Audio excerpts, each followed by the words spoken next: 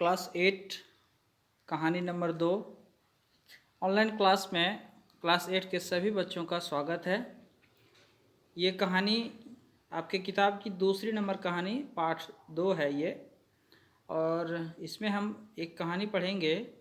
कहानी का शीर्षक है a story of true love, यानी सच्चे प्रेम की एक कहानी। ठीक है, इस कहानी में है एक पतंग बनाने वाला व्यक्ति है जो पतंग बनाता है, काइट मेकर है। वो अपनी पत्नी से बहुत प्रेम करता है। वो अपनी पत्नी से कैसे मिला, कैसे दोनों में प्रेम हुआ, और उसकी पत्नी जो कि शादी के दूसरे दिन ही उसकी पत्नी की मौत हो जाती है, फिर भी वो व्यक्ति जब तक बूढ़ा होकर मर नहीं गया तब तक अपनी पत्नी को किसी भी दिन नहीं भूला। ये बहुत ही अच्छी कहानी है, तो चलिए हम लोग इसे पढ़ते हैं। ठीक है, शुरू करें। तो इस कहानी में है the kite maker was very old. पतंग बनाने वाला बहुत बूढ़ा था। After making a really good kite, और एक सचमुच अच्छी पतंग बनाने के बाद, he would fly it personally, वह खुद इसे उड़ाकर देखता था, to test its balance and reliability, ताकि वो इस जो पतंग है इसका संतुलन चेक कर सके और ये मजबूती से बना है कि नहीं ये चेक कर सके। Every time he flew a kite, और हर बार जब वो एक पतंग उड़ाता था, he felt as if his own soul was flying higher, तो वो ऐसा महसूस करता था जैसे उसकी खुद की अपनी आत्मा उड़कर बहुत ऊपर जा रही है, क्लोजर टू द हेवन, स्वर्ग के बिल्कुल नज़दीक। ठीक है, to fly this kites from the mountain top at your age with the terrible winds that could sweep you off and dash you against the rock, you really have to be more careful, भोला राम जी, रमेश चंद्र सेठ। तो रमेश चंद्र एक व्यक्ति हैं जिन्होंने भोला राम जी से कहा कि भोला राम जी, आप इतनी उम्र में पतंग उड़ाते हैं, वो भी पहाड़ की ऊंची चोटी पर जाकर, जहाँ इतनी तेज हवा चलती है कि वो हवा आपको उड़ाकर बहुत दूर फेंक सकती है। आपको एकदम केयरफुल, एकदम सावधान रहना चाहिए भोला राम जी। तो यहाँ पर हमें पता चलता है कि जो पतंग बनाने वाला है उसका नाम क्या है, काइट मेकर जो है उसका नाम है भोला राम जी। ठीक है,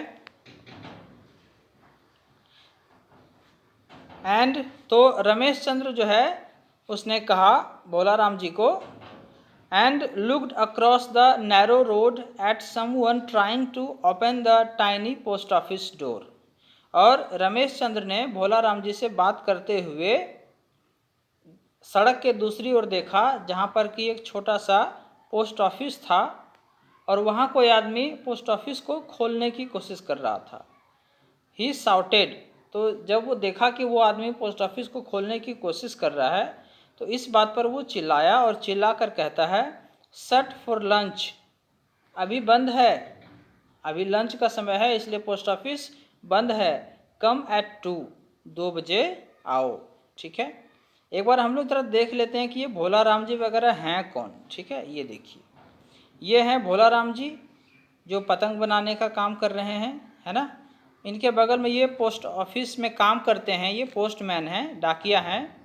ये सामने में देखिए एक पोस्ट ऑफिस है जो कि अभी बंद है। क्यों बंद है?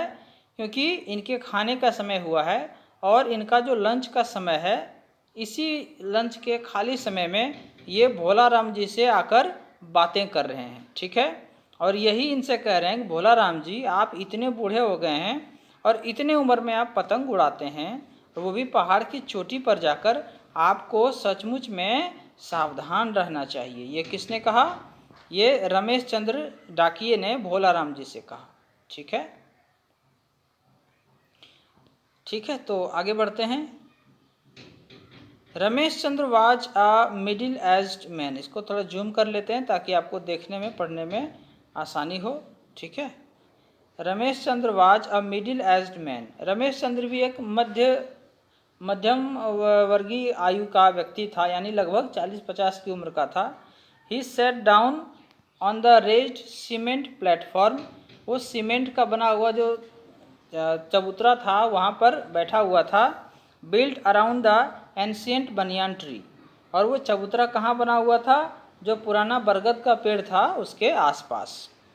And said to the kite maker, और पतंग जो बना रहे थे काइट मेकर से उन्होंने कहा, I have been meaning to ask you this for some time, how old are you?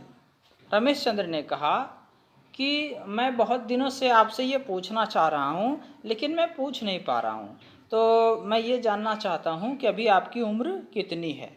ठीक है, फिर से थोड़ा फ़ोटो को देख लीजिए। फ़ोटो है ना, ये बनियान ट्री है, यहाँ पर ये व्यक्ति जो है बैठे हैं और ये भोलाराम जी से क्वेश्चन पूछ रहे हैं। ये व्यक्ति हैं, ये भोलाराम जी हैं। ठीक है, चलिए तो देखते हैं।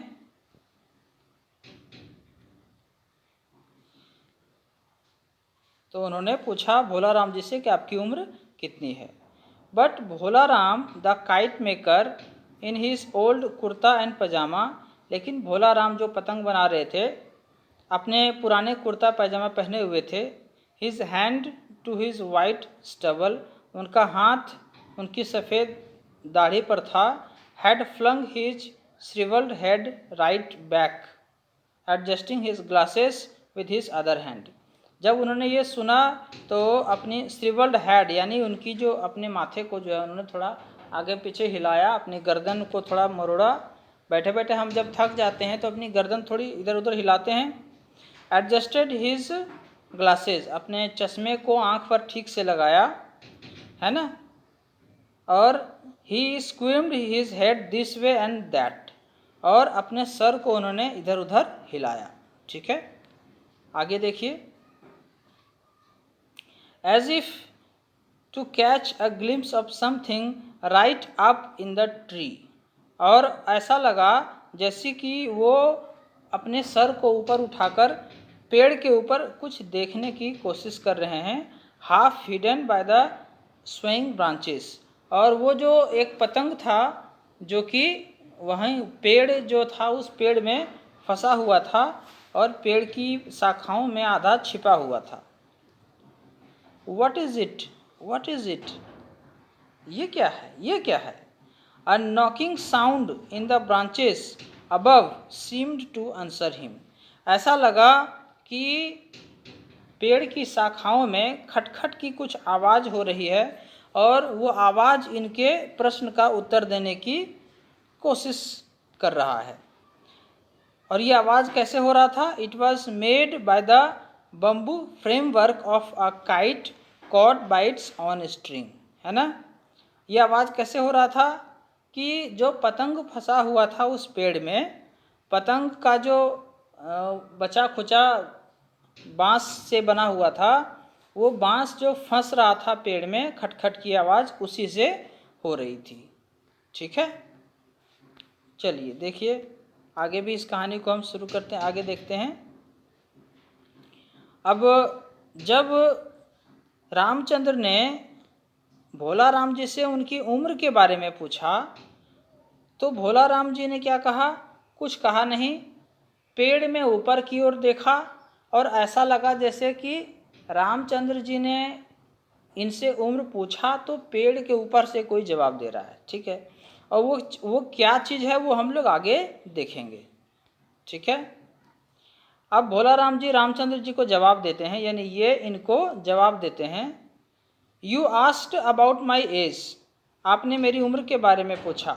Do you see this tree, क्या आप इस पेड़ को देख सकते हैं? देखते हैं रमेश चंद्र जी क्या आप ये पेड़ देख रहे हैं? Well age is an allegorical thing, बोला उम्र तो बस एक अंक है, उम्र तो बस एक मानने वाली चीज़ है। टू डू विथ ग्रोथ, जो कि वृद्धि से जुड़ी हुई है। That's flight, death and life both, और उस उड़ान से जुड़ी हुई है जो कि डेथ एंड लाइफ, मृत्यु और जीवन के बीच की उड़ान है। ठीक है, queries about one's age should be made in the context of natural forces around अस।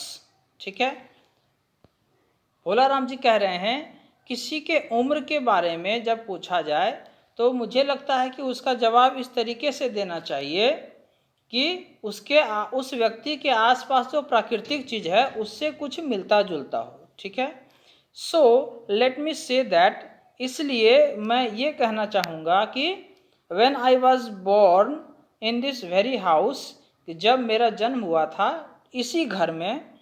भोला राम जी देखिए जहाँ बैठे हैं उनके पीछे खाट है, पलंग है, तो हो सकता है कि जरूर इनके पीछे यहाँ पर कोई घर वगैरह होगा जो कि फोटो में नहीं दिख रहा है ना। इसी घर के बारे में भोला राम जी कह रहे हैं कि जब मेरा जन्म हुआ था, when I was born in this very house, इसी घर में, this magnificent tree was not a couple of years old.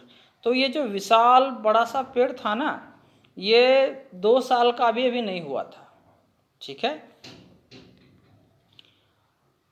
Which means you must be over 80। अब इस बात पे रामचंद्र जी कह रहे हैं विच मीन्स, इसका तो ये मतलब है कि you must be very over 80, कि तब तो जरूर आपकी उम्र 80 से पार की होगी। Because I do happen to have an estimate of the tree's age, क्योंकि मुझे इस पेड़ की उम्र का लगभग अनुमान है। मैं जानता हूँ कि ये पेड़ कितना पुराना है, तो उससे मैं पता लगा सकता हूँ, अंदाज़ा लगा सकता हूँ कि आपकी उम्र भी 80 से पार ही होगी। रमेश चंद्र ने कहा, flying kites at your age, आपकी उम्र में पतंग उड़ाना, each gust of wind picking you up to hurl you over the precipice, you are an amazing person. मतलब जितनी भी हवा बहती है वो हो सकता है कि आपको उठाकर कहीं और ले चले जाए। तो आप तो बड़े मज़ेदार व्यक्ति हैं भोला राम जी, इतनी उम्र में आप पतंग बनाते हैं और ऊपर जाकर उड़ाकर देखते हैं, वाह कमाल की बात है। आगे कहानी में क्या होगा वो हम लोग इसके पार्ट 2 में देखेंगे। ठीक है।